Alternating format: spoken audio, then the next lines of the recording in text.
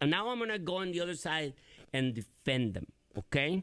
I'm going to defend them big time, and you help me out fighting me back. Islam in the United States is growing, right? And my beliefs, they're nice people, right? I have met some of them, but they like power too. And they like to influence the laws. And these Christians, Trumpers and all that, they're crazy about it. They're nervous. And I think that's very legit, right? I mean, I'm so sorry. I'm switching my perspective. I want to live in a country that we don't care about our religion and our beliefs and all that, and we don't judge anybody. That's what I want. But do they have a point? And then when you see before Trump, we had Hillary, and they keep complaining about Hillary. And I don't understand why they complain so much. I always ask, what's your problem with Hillary? And they always give me these stupid answers. But some of them, they will tell you, she did this, and she got away with so much. So now when they have this mobster guy coming, and he does all these crazy things, they're so happy that finally they have someone worse than Hillary, and he gets away with everything. So for what I just said, Beth, what can you say? Let me tell you a quick story that has helped frame the political divide in my mind, and maybe it'll bring at least some, if not peace and some structure to you and maybe some of your listeners. For what it's worth, I am a blue sheep in a relatively red family. Almost everybody in my family identifies as a conservative or Republican, with some exceptions. Okay. So for me to be not only an out and proud Democrat, but an elected official as a Democrat is strange for my whole family.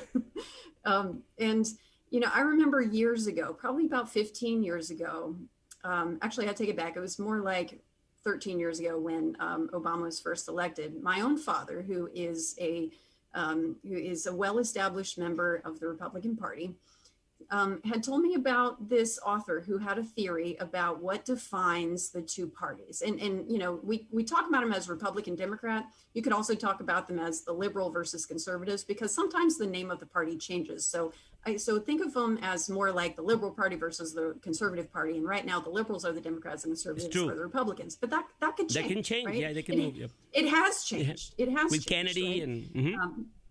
That's right. Yes. So what this author had hypothesized and sought out to prove was that there is that each of the liberal and conservative wings of the political spectrum each have one characteristic that defines them more than anything.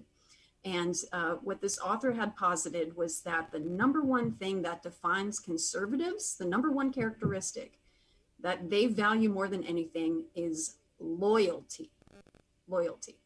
The number one characteristic that liberals value more than anything is intelligence. Okay. Now, so let that sink in for a minute.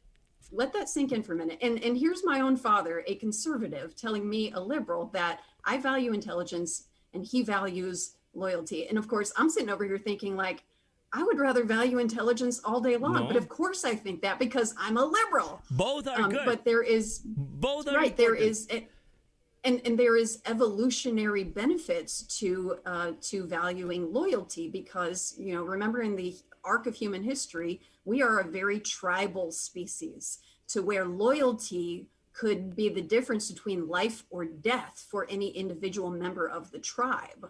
You are either with us or you're against us, and it was easy to tell who was in the tribe and who was out of the tribe. You could judge by skin color, you could judge by hair, you could judge by clothing. I mean, there are lots of ways to identify who was in your tribe, who was not in your tribe. And so, so there is an evolutionary reason why loyalty is baked into the human pie.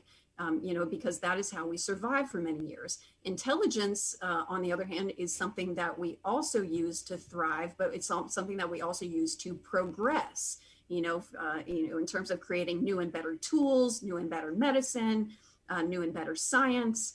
And so, as a liberal, I think that, intelligence is something that is incredibly valued far above and beyond, in my opinion, loyalty. Because where does loyalty get you? Well, sometimes it gets you people who commit crimes and then say, I was just following orders. That's true. That's true. Good point. Good point, Beth. Yeah, it's true. Both are important values, but in terms of being government, that's true. And that's what I said in the very beginning. I hate to say that now I'm so blue because I don't want to give to any party my loyalty. Because no, I don't. That's horrible. That's a horrible thing, and I think as a citizen, I want this state to be always, I want that election night, people in the whole country waiting for what's going to happen to Georgia, like we do with Ohio or Michigan. I want to be in a state like that. For me, that means intelligence. De la Sagrada Bitácora, de Rock Radio and More. Rock Radio and More. Estación Orgánica.